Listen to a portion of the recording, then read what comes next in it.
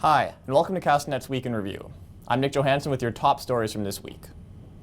Nearly 2 months after the 41st BC election, the Lieutenant Governor asked John Horgan to form the first NDP government in 16 years on Thursday.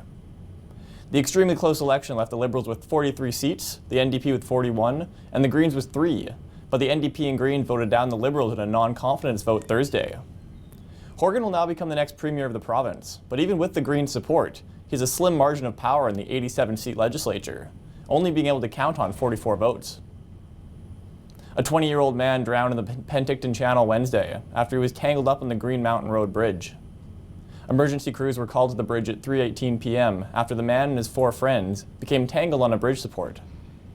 The friends made it to shore, but the victim was held underwater for 5 to 10 minutes. He was immediately rushed to the hospital after he was taken from the channel, but was pronounced dead upon arrival. The man who killed an extremely intoxicated and aggressive man outside of the Banks Road Cactus Club in November 2015 was found not guilty of manslaughter Tuesday after spending 7 months behind bars.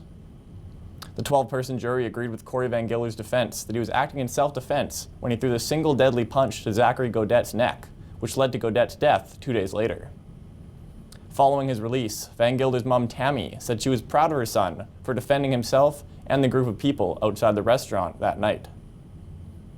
One man was rushed to the hospital with a gunshot wound after a brazen daylight shooting in Polson Park Thursday afternoon. The shooting occurred just before 1:30 p.m. Police with assault rifles could be seen entering the wooded area of the park, and a police dog unit was also searching the area.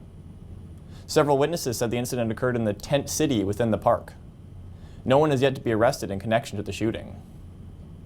A slow-speed chase briefly closed Highway 97 just north of Penticton Thursday evening. An elderly man refused to stop for police in Summerland after the RCMP received several reports of him driving erratically. The man continued driving south at about 15 kilometers an hour until 2 police spike belts eventually brought him to a stop. While the man didn't appear to have any medical issues, he was sent to the hospital because Corporal Don Wrigglesworth said it just didn't seem to make a lot of sense.